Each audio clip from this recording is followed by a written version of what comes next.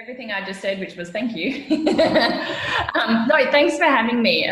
Really, this is probably one of my favorite topics. And I guess, I'm not sure if you guys usually do kind of questions as you're going through, or do you save questions to the end? What's the format? You can put your hand up and ask a question as we go through. I'll moderate. Plus also, if you want to ask a question in the chat box, I'm looking after the chat box, so I can try and stop us at the right time if we've got the right questions. So if everyone opens up their chat box, I'm there. Brilliant. Well, thank you. So again, this is one of my favorite topics, and I thought I'll quickly just introduce who I am for those who haven't met me before. My background's in HR, been in communications, learning and development. Course creation is my new thing that I absolutely love. I'm a career coach now, absolute technology lover, anything to do with automation or tech, or I'm not a designer. I wish I was, but unfortunately I did not get that skill set. And I'm also an L-plate parent. So I have a 14-month-old son called Max, who you may hear in the background when he wakes up. That's fine. So that's a little bit about me, and I now run my own business called Promotable You. So I've kind of left the HR world behind, and I focus on helping people get to their next stage in their career. And I love talking about resumes, and I'm just going to remove myself from the screen. You know, resume, CV, whatever you want to call it. It could be a video, it could be a website now. There's so many different types of resumes that you can use, but it's basically a document that's used to present your background, skills, and accomplishments. That's kind of the, you know, what most people would associate with a resume. But for me, it's really around having that professional and that personal brand sales tool. And I know that in this series, you guys have been talking about personal brand, and you can really bring elements of what your personal brand is into your resume. And I highly encourage you to do that, because that's what's going to differentiate you in the market when you're applying for roles. And we want to make sure that it's a really strong one. Now, if you have to think about where most people sit, and I'm kind of putting my, you know, HR and hiring manager hat on, and where kind of people sit on the scale of resumes and how they present them, right? So the first one is that you'll generally get a couple of not so great resumes. Actually, a lot of people sit in that pile. They're really talented though. That's really frustrating, but they're not able to sell themselves within their resume. Then we have the average CV, and unfortunately this is where most people sit. It's where they're all just okay, but you know, you're not standing out from the pack. And I find that when I'm recruiting and when I'm shortlisting, this is where most people sit. And then there are the standout resumes. These are the awesome ones, the top kind of 3 to 5%, where you read them and then you think of the job that you're actually hiring for, and it's just a perfect match and you can't wait, absolutely wait to meet this person. So that's where we want your CV. And the question that you need to be asking yourself is, does it spark interest? And does it spark interest for the reader? You know, do they want to race out, pick up the phone and meet with you? That's what we're trying to accomplish when we are putting together our CV. And to do that, we're looking at, you know, to be able to spark interest for the other person over there reading it, it needs to be tailored to the role and what they're looking for. The information needs to be really easy to find. You know, everyone knows that, well, if you don't, 6 seconds that people will scan a resume, okay? We want to make sure that the information that they are looking for that job is easy to find on your resume, and we'll have a look at that in a second. It needs to demonstrate your skill, not tell them what you're good at. And we're going to also talk about that in a second as well, demonstrating it, and also demonstrating what value you can bring to that company. You want to entice them to want to meet with you because they are looking at it from, well, what are they going to be bringing to this company? So this is kind of how we want to be thinking about approaching our resume before we even start writing it. So I want to redefine what a CV is, okay? And I want to call it a powerful personal sales tool that can catapult you into your next career move. Because the thing is, and this happens to a lot of talented people, is that you don't want your resume being what stopped you from getting the job. And I don't know, I can't see everyone here, but you know, perhaps you've applied for something where you just know you were the perfect fit, but you didn't even get a look in. It could be because you just didn't lay it out or put the information in a way that really spoke to the person reading it. So I'm putting my comms hat on here, and we're getting into the audience's world here, not your own. So let's keep it simple. There's going to be 3 things that we're going to talk about, okay? The first is how to increase the read rate with the layout of your CV. So we want to get past the 6-second scan. And most of the time, when I'm recruiting for roles, I am looking at it on a screen. I barely even print them out nowadays because I want to save paper. So it really is a scroll. So we're trying to stop the scroll, and how do we increase that read rate? We're going to then talk about how do we boost your credibility and demonstrate your value in your CV. This is where the gold is, and there's a particular way that you can write your key accountabilities and your accomplishments to really boost that credibility. And we are also going to talk about some of the common mistakes to avoid, and then we'll do a bit of a Q&A. So sound good? Everyone? Yes? Awesome.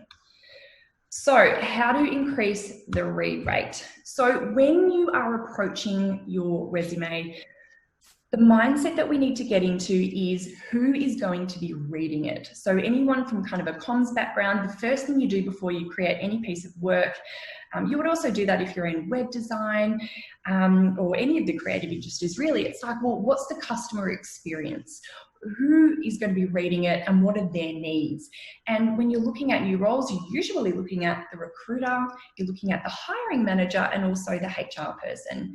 And they're all going to have different things that they are going to be looking for, right? So we need to get into their world and think about what that is. What do they want to know about you? If I'm the recruiter, I want to make sure that I'm presenting the absolute best candidate for my client. I want to wow the socks off my client, okay? If I am the hiring manager, I want someone who's a great fit with my team, my culture, who can do, a fair chunk of the work. And if I'm in HR, I want someone who is going to be able to demonstrate all the skills, who I might be able to think of, who can progress within the company. I'm thinking it from like a talent perspective. So we're looking at all these different things that you need to be writing your resume for. And so some of the 4 things that we want to look at is putting the crucial information on the front page. Now, I'm going to show you in a second quite a boring layout, and for all the creative people, you'll be like, oh, boring. But it'll show you what kind of needs to go on the front page, and then you can make it look amazing. But what we want to do is make sure that if they are looking for, for instance, qualifications, don't put that on the back page. If you've only got 6 seconds for them to skim your resume, all of that must-haves for that job need to go on that front page. And so you would put in there your qualifications, you might put in there any of the key skills that they're looking for, maybe a summary or history of your career overview as well. So they can, if they never turn to the page, they would know everything about you on that front page. You're enticing them. We're sparking interest, we're enticing them to turn that page or to scroll it. And you can show your skill or creativity here, okay? So I highly recommend not putting a photo. That's just my own personal preference. I think there's a whole bunch of unconscious bias, which we'll talk about later. But you can show your skill, your creativity, but just making sure you're thinking about who's reading it and what do they want to know about you on that front page in a snapshot, okay? And appealing design is necessary, especially in creative industry, but appealing content is king. That's where we are going to entice them. Bit of a mesh of both here. So again, this is my boring resume. I use this with a lot of my corporate clients with very high success rate. And you'll see, and hopefully you can see my cursor, you'll see contact information very clear up the front. I do not put my address on for any of my clients. I think it causes unnecessary unconscious bias, and I take that out. Again, that's personal preference for you guys. I put an About Me section, which you can really show off who you are and your creative flair here. Again, that's an optional. Key skills. Oh, lost the cursor. Key skills. And especially you would tailor these skills for what they're asking for in the job ad or the PD. Obviously making sure that you have those skills. You don't just make them up. Any relevant software, Qualifications. Some roles don't call for qualifications, they will call for work experience. So therefore, we have both of those on the front page here. You're satisfying both of those needs, and sometimes they'll need both. They'll need to know that you've been in a certain type of role or a certain type of industry, or they'll say that, you need that certain type of qualification. And for me, I can get an amazing snapshot of someone by making sure that I put these pieces of information on the front page. The second page then, we've enticed them. They're like, oh, they've worked for that company and they've worked here and they've got that qualification. And yes, I can see they've got that skill. I'm going to turn the page. And then I'm going to be wowed by their key achievements. I'm going to be wowed by their key accountabilities. And again, a very boring example here. So obviously in creative land, you would make sure it looks much nicer than my corporate resume here. So that's what I recommend in terms of the information to put in, and it would obviously need to be tweaked and tailored for the industry and the role, etc. You're making sure it sparks interest. Always ask yourself that question. If I was this role, would I want to turn the page and read more? Now, number 2, and I'm racing really quick here because we've got lots of information to get through. The most important part for me, so you've got through that 6 seconds, they're ready to meet you and read more about you. It's how do you boost credibility and demonstrate your value. Now, there's a couple of things. What I find in most resumes is what I see is that they just tell me what they do, like their laundry list of, I pretty much walk into the office and I do X, Y, Z. You don't want to do that. You want to prove and demonstrate what you've done.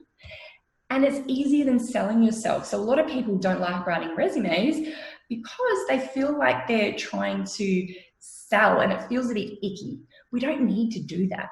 All we need to do is make sure that we are creating appeal for you by actually saying what outcome do you provide when you are in that job. You're proving and demonstrating what you do in that role. And the main 2 sections that you do this is, one is your key accountabilities. Now, a lot of people call them responsibilities. I like to say accountabilities because you're responsible for getting, X amount of work done, but you are accountable to having an outcome of your role. Does that make sense? So it's like, you're responsible for a whole bunch of stuff, but you're accountable for a particular outcome in your role. And that is where the appeal lies. Then with your achievements, you then emphasize that value that you just demonstrated. So these 2 work really hand in hand. And if we have a look at key accountabilities, you usually put them, after a short role overview. So that's kind of like your role in a nutshell. You might have your key achievements first, and then you might have your key accountabilities, or vice versa, wherever it feels right for you. But we definitely don't want it to be your task list. We don't want 30 dot points to read through, right? It's what you're accountable for, not what you just do every day. So it's taking away some of that detail, which will be hard for people because they want to try and, convince people that they're the perfect person for the job because they can do so many things. It's like, no, tell me what you're accountable for and what you actually, what outcomes you provided. So we're going to use some outcome statements, and I'm going to show you what they are in a second to really be able to prove and demonstrate that. But you don't need to do this with every point, okay? You're not going to be able to. You just want to emphasize some of the key points. And you also, the best place is if you have a really great job description, use that to help, because most of the time, all of the language is there. If you've got a good HR department that actually, provide role descriptions, then all of the hard work is pretty much done for you, which is great. So let's have a look at providing an outcome statement. So this is for your key accountabilities, okay? So this was an actual example from a resume that I had done with a marketing assistant, okay? So one of the key parts of the role was that she needed to demonstrate event management. And initially what she wrote was, okay, well, event management, well, I manage all aspects of customer launch events, including budgeting, venue coordination, stakeholder management, compliance. Absolutely, that's what she did. But it doesn't tell me anything more than she did it. It doesn't tell me if she did it well or if she didn't do it well or what. So what we want to do is we want to have the action, which is this. This is the actions that she took. but what outcome did she provide or get from doing this? That's where the appeal comes from, okay? So what we did is we just added to a few key pieces of her resume, a little ending that said manage all aspects of customer launch events, including budgeting, venue coordination, stakeholder management, compliance, achieving a 90% attendance rate and 4.5-star customer feedback rating. So not only that showed the person, reading it, that she can create all those events, but by gosh, she creates great events that customers love going to. So yeah, we definitely want to meet with her. And the fact that she actually tracked it, which she had, which was great. And she didn't put any of that into her CV, which was crazy. So we kind of drew that out of her, and she did maybe 3 of these types of outcome statements for the key things they were looking for in the role. And she, got the job, which was awesome because she had been looking for a while. She's really talented, really talented young go-getter, but just was not getting a look in. But now she's loving it. So using that outcome-driven statement, it's just what was the activity and then what was the outcome. That's all it is. It's so simple, but people just put what they did, and that's not where the appeal is. The appeal is the outcome that you created. And that is how you demonstrate your value, not just tell them that you're good at something. And there's a very stark difference between those two. That is how you're going to entice me to read your resume and want to meet with you. So up to the next one. Is there any, I feel like I'm going very quickly, but is there any questions before I go into the last 3 bits? One question, and you may need to step in, Yvette, is at work experience. She's asked the question, at work experience stage, do you put in all your work experience to avoid showing gaps, or should you just be highlighting the relevant first one? I have some thoughts on work experience. If it's not relevant to the job, then I don't, if you're a barista and you're going for a graphic designer role, then I don't think it's relevant to put that information in there. I totally agree. And I would preface that with, I would always make sure that you explain any gaps, and that can be done in your cover letter. So I'm working with a gentleman at the moment. He's in water engineering. He was unfortunately made, he didn't pass his 6-month probation in his previous role, and he's not been able to get a job since, and it's been a year, and he's been working in hospitality trying to get back. And he had been applying for heaps and heaps of resumes, but there was just this glaringly, obviously, a big gap in his resume, but he then also filled it with his hospitality role. And I agree with you, Vanessa, that that role is totally irrelevant. But what we did to address that gap was we wrote a quick line both in his resume and on the cover letter that talked about the role prior wasn't for him. However, he's keeping his leadership skills fresh by taking on a contract hospitality role whilst he's looking for his permanent next water role. And as soon as we made that change, he's now got 3 interviews because all he needed to do was explain. And I think that most people will understand if you've had to, I deal with a lot of people who have had to go off and look after their elderly parents, who had to go overseas because someone had unfortunately passed away, or for whatever reason, you may, if you feel comfortable, just share that, and especially with a recruiter, you guys are there to help them get the next role. If you're applying to the company direct, you might, slightly tweak it. But I think, if it's a relevant experience, don't put it on, but address any gaps is how I would answer that. I agree. And it doesn't have to be war and peace either. It doesn't have to be a whole lot of details. 2 lines. 2 lines to explain that he went back home to look after his parents. When he got back, he took on a role that wasn't the right fit for him, and now he's looking for his next role. Yeah, great. Has that answered your question, Yvette? Yeah, I think so. I think it's mainly in the work experience past. Yeah. There's things that aren't directly related to the design. Yeah. Just get rid of them. Yeah. Okay. Yeah. If there's major gaps, though, you could just put various casual roles whilst studying, whilst looking for work. You don't need to outline what they are. Just make sure that the timeline actually adds up, because otherwise they're thinking, what did she do for those 3 months? And are you looking for like the last, few years, 5 years? Like, it's always hard to know where and how far to go back. Yes, yeah, that's a really interesting point. Does anyone have any ideas on that? How far would you go back? I had this working with a lady who had 20 years work experience, and she had it all listed. Yeah, well, for me, I don't list all of mine. What doesn't make it on the first 3 pages doesn't make it on the first 3 pages. I agree, yeah. And the other thing is that what most people, often forget is that they think they need to put it all in there. They don't. And it also, when you're starting to like really backdate dates, when I'm working with people like a mature candidate, so if they're in their 50s or 60s, if they start putting in dates of working in 1980 and, someone shortlisting wasn't even born, as if they're going to shortlist them, they're never going to get a gig. So it's just, you don't need to go back that far unless there's something super relevant that you did, 15 years ago for that particular job, then you would put that in there. Yeah. That's the thing. There's no huge, rules for creating a resume. The main thing is that you're enticing them to say that you can do the job, and that, they know that you've got the skills and the qualifications to do it.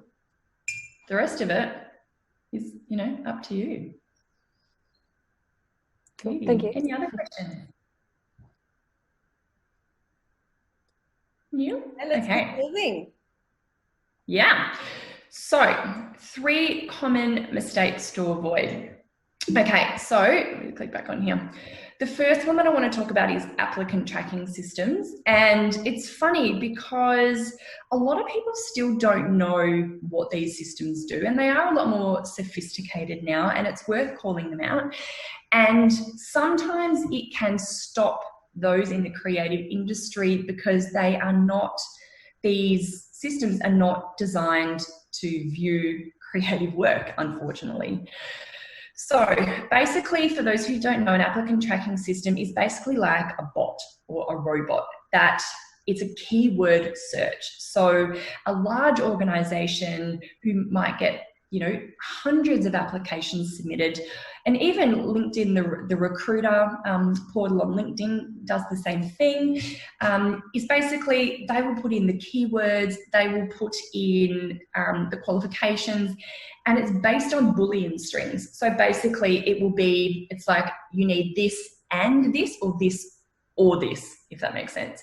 So they'll put in a list of requirements based on what they're looking for, and anyone who doesn't have those requirements in their resume won't get a look in. So that's why it's really important to tailor each of your applications, even only slightly, to the language that they're using in the job ad or the position description. The other thing is that some applicant tracking systems cannot read different types of fonts. So if it's not a standard Google font, a lot of the times they can't read it. Therefore, any of your keywords within that font don't get looked at. They often can't pick up images, pictures, icons, different colors, or anything within boxes. So if you are putting your resume within a beautifully formatted table, unfortunately, sometimes they can't read that. So that's one thing with an applicant tracking system that you need to think about. And how do you know if a company is using one? You don't usually, but you can kind of have a good educated guess. If they are a small boutique company, I can nearly guarantee that they're not going to have spent the money on a fancy applicant tracking system when they've probably got someone who can read through the applications. If you're submitting it to, maybe like an ANZ or a NAB or like a massive global organization, a lot of the US use applicant tracking systems, then yes, they're probably using one and you need to tailor it for that. Or one of the things that you could do is just ask. So, how do you want my resume submitted? People think that you can't ask questions prior to submitting for roles. I like to say, yes, you can, because one, it gives you an opportunity to talk and kind of network prior to submitting your resume. You kind of get that, insider connection with someone if you can find who they are. even if it's just a LinkedIn message, but find out how do they want their resumes submitted, and if there's anything particular they need covered. You know, think of some smart questions that you could get on the phone and have a chat with someone prior. That also just jogs people's memory when they're shortlisting. They'll be like, oh, I remember talking to that person, and all of a sudden you might go to the top of the pile if you've got everything that they've got. So applicant tracking systems can really hold people back.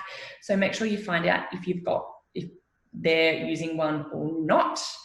Then we have, this is a really interesting topic, and I'll be interested to hear some people's thoughts on this, around unconscious bias. And I know that, you know, as a HR team, I've worked with a lot of my leaders around employing diversity. And when we talk about diversity, it's not just diversity of people in terms of male, female, age, where they come from. It's also diversity of thought as well. You know, are they introverts or extroverts, or where their skill sets lie? And I think one of the biggest things that we can do for our resumes is to try and remove any unconscious bias from the person reading it. And the hard thing is we do that and we shouldn't have to, but the thing is we all have some kind of unconscious bias, right?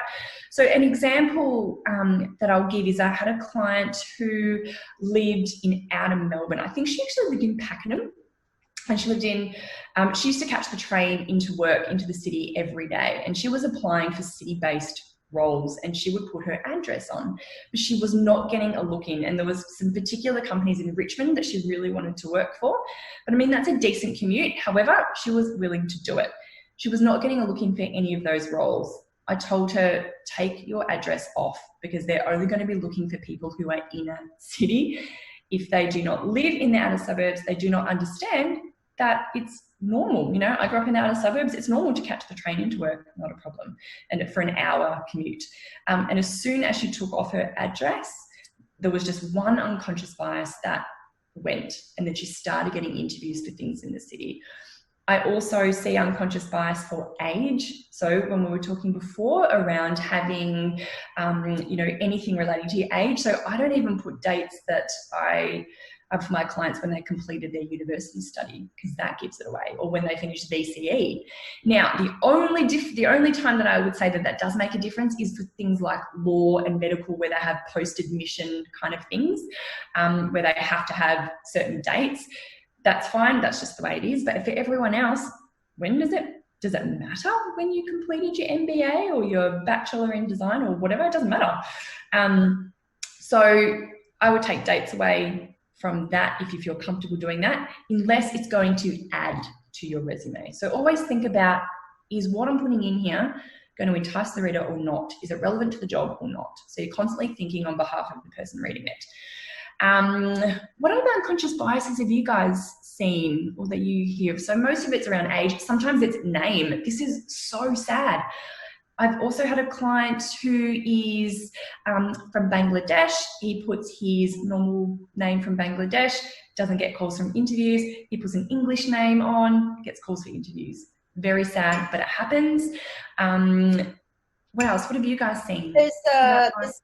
There's some questions, a good question from Emma. So if you've worked for 20 plus years, how do you fill in the gap between study, i.e. finished in 1992? I think the answer was not in the date of the study. So I hope that answers your question, Emma. Yeah. I would not put the date of the study. Yeah. Like take away that question for the person reading it. And Scott's asking, if you are listing qualifications, are you suggesting not dating them? It depends on when they were, Scott. So as per our conversation, if it was a really long time ago, then it may not be necessary to have that, but it's still a qualification. It might also depend. It could depend on what the qualification is, for instance. So if it's a qualification in digital, which is rapidly changing all the time, you might want to put a date in because you want to show that you've got the most current understanding of it. You know, someone who studied multimedia back in 2000 probably has skills that, unless they've kept up to date with that since, are out of date. Whereas if you just come from that, then that might be a time when you might want to date it. Otherwise, I agree with what's been said. Absolutely. And the other thing is with qualifications, please keep a record of your CPD. If you do any professional development, please list it on there. Like, it's so crucial that you are showing that you have initiative. And if you're not doing CPD, then please go and find something and keep relevant in your industry. Everyone should be keeping current. And even if it's things within their internal jobs, like put your hand up to go and do those leadership courses or whatever extra things that are on offer. Sometimes you don't have the time, I totally get that. But it looks really great on a CV if you can show that you're constantly relevant. If you're also, if you are a member of any associations, is really a great thing too. Yeah, it might cost you a couple $100 a year, but it could be what separates, you know, you and another candidate who are like neck and neck, and you've just gone that extra little bit, you know, and having, you know, a serious membership association. So that's another thing to consider as well. Now, the third major mistake is either too much info or not enough info. So how do we explain this one? So I'm going to give you an example of two of the resumes that I tend to get, okay? So one of them is a laundry list of everything that they do. It goes over 4 or 5 pages. And it explains every single job in detail about what they did, from reconciling the petty cash back in, you know, 2005. We don't need to know that. Too much detail is overwhelming for the reader. It does not look good on paper. You might think it looks impressive because there's a huge amount of text on the page, but we want to be able to condense that and think about it from the point of view of, if I saw that much detail, I'd be like, oh God, imagine what their work emails are like. You know, I don't have that much time to be doing that much work at work. So we want to make sure that we are doing more of an overview of your role and using those outcome statements to demonstrate the value, rather than just have every single point in there. You don't need it to sell yourself. You just need to demonstrate the value that you add. That will be what sells your resume and what entices them. The not enough detail is just when you leave off crucial stuff that's in the job ad. You know, if you don't put on a qualification that's relevant. If you know, when I go through people's resume and I do a lot of like reviews for them, and I'll look at the job ad and I'll look at what's missing, and then I'll say, okay, well, have you got this experience? And they'll be like, oh yeah, I was on this project and this and I did that. It's like, well, why isn't that in here? Just have a look at what the job ad is asking for and take your time. Like, most people try and race through and do their resume in an hour. Do it over a week, do it over 2 weeks, just have it out. And every time you think of something, just jot it down and then you can condense it later. But most of the time, if you're anything like me, I can't think of everything in, you know, a small little cram session. I need to go, oh, I remember that, and then I'll pop it down. So making sure that you have the detail in there, just enough to entice them to want to meet you. And then when you meet with them, you're going to have all these amazing examples when you're in the interview that you can draw from. So that is my main 3 things. Like, there's obviously lots of things that go wrong, but they're the main 3. And that is it. I was going to ask for questions. If anyone wants any career resources, you can head to my website. I've got, if anyone's looking at creating their resume, I've got an online course that can help you do that. But in the meantime, what questions do we have? And was I on time? What time is it? Yes, you are. Yeah, you've done well. Okay, one question that's come up a couple of times. We went over it quite quickly, but it's come up again since we discussed it.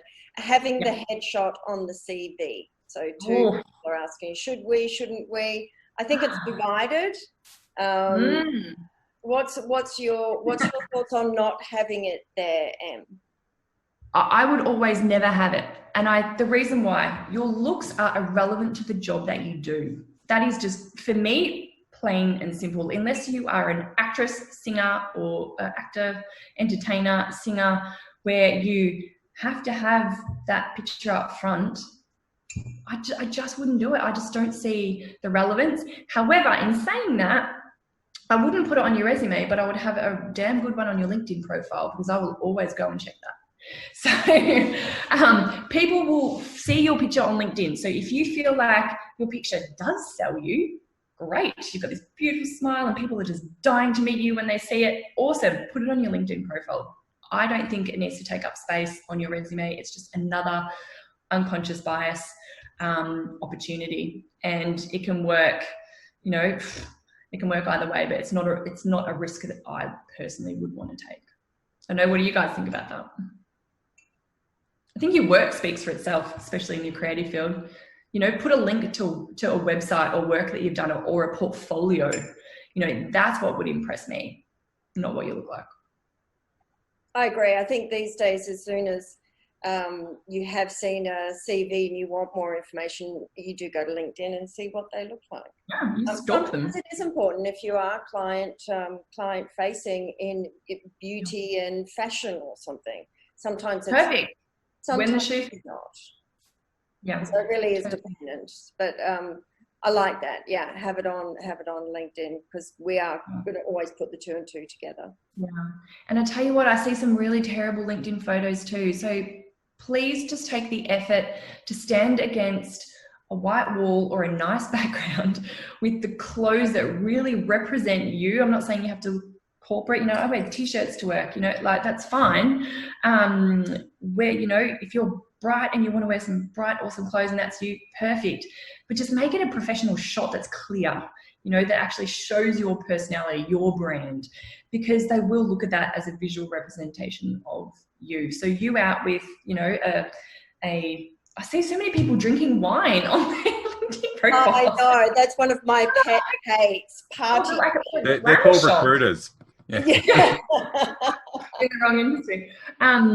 But yeah, it's in like just glamour shots and pouts and this is, you know, especially for women. So sorry, women out there, it tends to be us who, I think it's because we're trying to validate ourselves somehow. I don't know, but please, just a nice, lovely shot, head and shoulders of you. An up-to-date headshot. I find, and I hate to generalize, but a lot of creative directors would show photos of when they were like 28, and then they would come in an interview with me and they were much older, which is fine, but it can actually be a detriment. You know, why would I hire a creative director that has to have 10 or 15 years experience if a photo looks like he's 25 years old? So it has to be fairly relevant. Can I just add, anyone who didn't see Jane's presentation last week should go and check that out, because Jane talked brilliantly about personal brand last week, and some of those examples were just wonderful. Yeah. Awesome. Absolutely. What other questions do we have? I'm seeing everyone's faces now that I've finished my presentation. Karen is saying, what works well, PDF or website? Here we go. No, for CV should be in a PDF and not a Word document.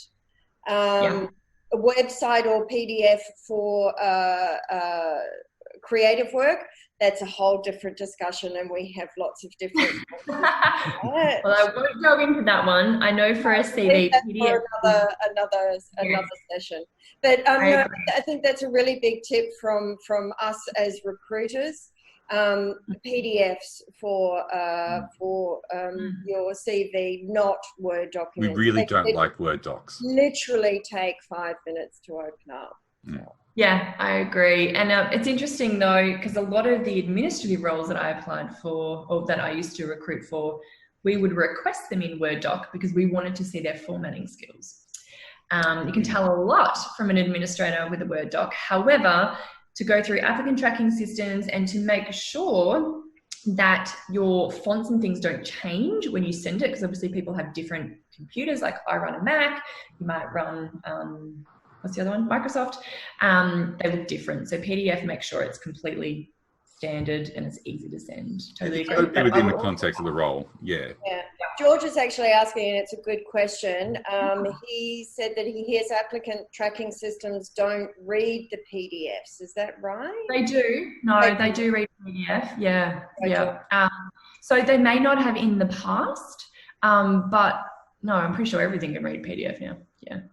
they probably can't pick up, they still can't pick up the same things, like in terms of images, like, so some people have like little symbols instead of kind of key accountabilities. They might have a symbol for that instead.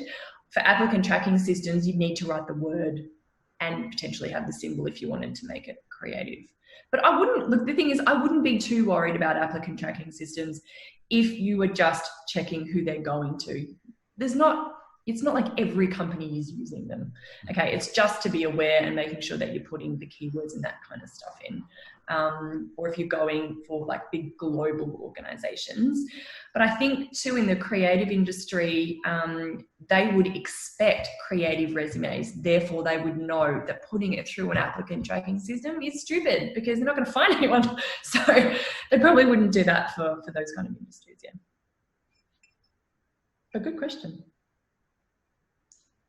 Another question, does it look unprofessional to link a portfolio in your Google Drive? From me, my answer from that is yes. Other people may have different answers. Anyone else want to comment on that, the recruiters? I think a portfolio should either be a visual PDF that they can just open, or it should be a website. I think opening Google Docs, especially for someone like me who runs a Mac and doesn't use Google Docs, it would probably ask me for permission to open it and all sorts of things. I've had, yeah, it's very annoying. So no, I wouldn't use Google Docs. Very confusing, and it's also very difficult for then, if we are going to send that candidate to a client, to actually ask them to do that, because they're all separate files. We'd rather see something, you know, on a PDF or part of a website. I'm not going to open and close 25 different files, which I actually had to do yesterday. Yeah, that's where I was going to get some clarification, because if it's I don't have any problem with cloud storage as such, and if it's one PDF that is your folio that you've got on cloud storage, that's absolutely fine, as long as you're not sending me a 100 megabyte file to open, which has happened in the past. That's not good. But if I do open a folder and there's like 30 individual examples, no, I'm not going to work through those 30 individual examples. I have a lot to do in a day. That's just going to be too time consuming. And as a creative, there's that creative problem that you should be applying a solution to. Yeah, absolutely. And it goes back to, as well, we talked about getting into the world of the recruiter and the hiring manager. What is going to be easiest for them to want to meet with you? So it's always about just, you know, audience analysis. Who are you actually creating this stuff for? And then making sure that you are tailoring it to them in all aspects of the application. Yeah. Some good questions. Yeah, they are. I think I've gone through everybody. Awesome. So, yeah, great. What a fantastic, I even learned some stuff today, and I was super impressed. I guess if anyone has any further questions, then perhaps either feel free to email them through to us or to email them to Em, and she'll be able to do that. And certainly anything we don't cover today may form the basis of some of the future presentations we may do, or virtual catch-ups as well. Do interviews, and I'll be happy to help you there too. Yeah. And of course, sorry, go on. Another question, can we have a copy of the presentation? We will actually be putting the link on our LinkedIn company page tomorrow of this webinar. So it should be up within 24 hours. Have a look through it. Keep in mind also, we do have our Facebook group. I notice a few people have been joining that now, the Creative Recruiters Virtual Meetup Facebook group. Please come along. Of course, it's a good place that we hopefully will see more interaction happening about any of these topics and any questions you may have there as well. And next week, I think our topic is a slightly controversial but fun one. We're calling it the Naked Recruiter. I'm looking forward to this one. So next week, we want to open it up to have an opportunity for you to get a better understanding about what recruiters do, how we work. And we're encouraging you to ask us any burning questions that you may have had that you've never felt comfortable to ask. You can email them through anonymously if you want. Anything we're being like that. super brave. We're being super brave, but we want to be able to create a forum where if there's been this question that you've always wanted to know about what recruiters do, next week we're going to probably have a drink or two beforehand. And have one beside us as well. Yes.